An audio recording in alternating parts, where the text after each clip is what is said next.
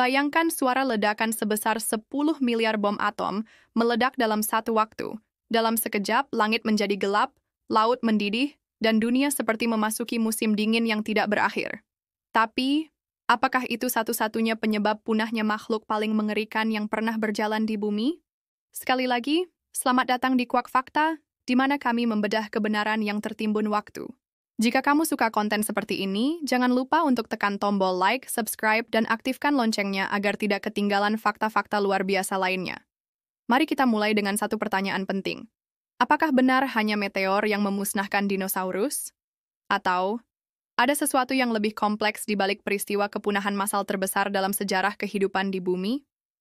Untuk memahami hal ini, kita harus kembali ke sekitar 66 juta tahun yang lalu, ke zaman yang disebut sebagai akhir periode kapur. Saat itu, planet kita sedang sibuk menjalani kehidupan yang berbeda. Lautan tropis penuh dengan amonit dan plankton mikroskopis. Di daratan, berbagai spesies dinosaurus raksasa menguasai ekosistem dari kutub hingga ekuator. Namun, secara tiba-tiba, semuanya berakhir. Fosil-fosil menunjukkan bahwa dalam rentang waktu yang sangat singkat, sekitar 75% spesies di seluruh dunia lenyap, termasuk semua dinosaurus non-unggas.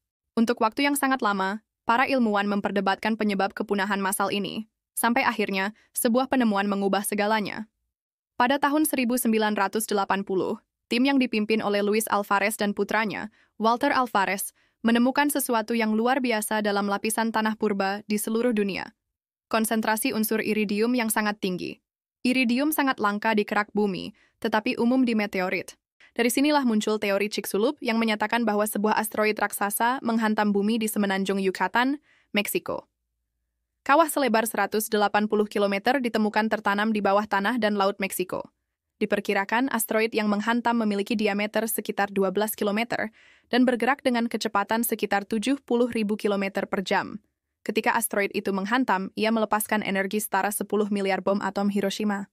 Dampaknya menguapkan bebatuan, memicu tsunami global, menyalakan kebakaran besar di hutan, dan menyelimuti atmosfer dengan debu dan gas sulfur. Cahaya matahari terhalang selama berbulan-bulan, bahkan mungkin bertahun-tahun. Fotosintesis pun lumpuh, tanaman mati, herbivora kehilangan makanan, karnivora kehabisan mangsa, rantai makanan runtuh. Dalam waktu singkat, ekosistem dunia kolaps total. Apakah hanya itu? Sejumlah penelitian dari ilmuwan di seluruh dunia mulai menyuarakan keraguan.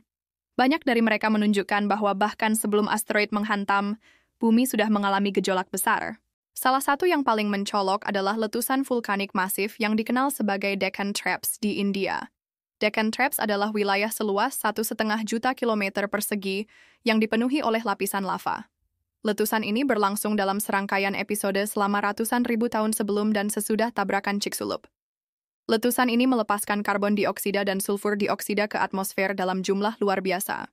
Gas rumah kaca menyebabkan pemanasan global yang ekstrim. Lapisan ozon rusak. Suhu bumi menjadi tidak stabil. Hewan-hewan pun mulai kehilangan habitat dan sumber makanan mereka. Menurut penelitian yang diterbitkan dalam jurnal Science Advances, letusan Deccan Traps sendiri cukup kuat untuk menyebabkan kerusakan lingkungan besar, bahkan tanpa bantuan asteroid. Hal ini mengubah narasi utama. Asteroid bukan satu-satunya penyebab, melainkan pemicu dari sistem yang sudah rapuh. Di sisi lain, ada juga bukti bahwa keanekaragaman dinosaurus menurun bahkan sebelum tabrakan asteroid. Beberapa fosil menunjukkan bahwa spesies dinosaurus besar seperti Triceratops dan Tyrannosaurus sudah semakin langka menjelang akhir periode kapur. Berdasarkan studi yang dilakukan oleh tim dari Universitas Edinburgh, ditemukan bahwa populasi dinosaurus sudah mengalami penurunan jumlah dan keanekaragaman selama 1-2 juta tahun sebelum peristiwa Chicxulub. Artinya, dinosaurus sudah dalam kondisi kritis, hanya menunggu pemicu kehancuran terakhir. Di tengah cerita ini, jangan lupa untuk bagikan video ini jika menurut kalian ada yang masih percaya bahwa hanya asteroid yang membunuh dinosaurus. Tuliskan pendapat kalian di komentar, apakah kalian masih percaya pada teori tunggal, atau kalian lebih mendukung hipotesis multifaktor? Sekarang mari kita bahas faktor ketiga yang mungkin menjadi bagian dari tragedi ini. Perubahan iklim global yang terjadi secara perlahan namun pasti. Selama jutaan tahun sebelum kepunahan massal, data geologis menunjukkan fluktuasi suhu yang ekstrem. Ada masa di mana suhu global naik secara signifikan, lalu turun dengan cepat. Hal ini menyebabkan migrasi besar-besaran, perubahan vegetasi, dan adaptasi ekosistem yang tidak seimbang. Selain itu, sirkulasi laut dan atmosfer berubah drastis. Ini berdampak pada distribusi nutrisi di laut dan daratan, membuat spesies-spesies tertentu kesulitan untuk bertahan. Dengan banyaknya tekanan lingkungan yang bertumpuk, ekosistem menjadi seperti menara yang rapuh. Ketika asteroid menghantam, menara itu langsung runtuh. Menurut studi dari Lamont Doherty Earth Observatory, perubahan arus laut akibat pelepasan karbon dioksida dan pembekuan kutub sudah merusak siklus karbon alami jauh sebelum tabrakan. Ini menunjukkan bahwa krisis iklim sudah terjadi dan berkontribusi pada kematian massal. Sekarang kita tahu bahwa kehancuran dinosaurus adalah hasil dari 3 hal besar: dampak asteroid Chicxulub, letusan vulkanik Deccan Traps, dan perubahan iklim global yang sudah terjadi sebelumnya. Tetapi ada satu pertanyaan lagi. Mengapa hanya dinosaurus yang punah, sedangkan beberapa hewan lain bisa bertahan? Jawabannya terletak pada ukuran tubuh, metabolisme, dan kemampuan adaptasi. Hewan kecil seperti mamalia awal, burung-burung purba, dan reptil kecil memiliki keunggulan evolusioner yang memungkinkan mereka bertahan hidup. Mereka bisa bersembunyi, membutuhkan lebih sedikit makanan, dan beberapa bahkan bisa menggali atau berhibernasi. Di sisi lain, dinosaurus besar seperti sauropoda atau theropoda bergantung pada sumber makanan yang luas dan stabil. Ketika tanaman punah, mereka kehilangan sumber energi utama. Dan dalam kegelapan yang panjang akibat tabrakan dan abu vulkanik, tidak ada cukup makanan dan cahaya untuk menunjang kehidupan mereka. Namun menariknya, burung modern adalah keturunan langsung dari sekelompok kecil dinosaurus berbulu. Jadi, secara teknis, dinosaurus tidak benar-benar punah. Mereka masih terbang di langit kita hari ini, di balik sayap seekor burung pipit, elang, atau bahkan ayam. Kalau kamu merasa belajar sesuatu yang baru hari ini, jangan lupa untuk like video ini dan berlangganan. Kami akan terus menyajikan konten-konten yang menguak kebenaran di balik sejarah, sains, dan mitos populer. Terakhir, mari kita lihat ke depan.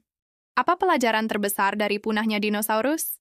Pelajaran utamanya adalah, kehidupan di bumi sangat rapuh.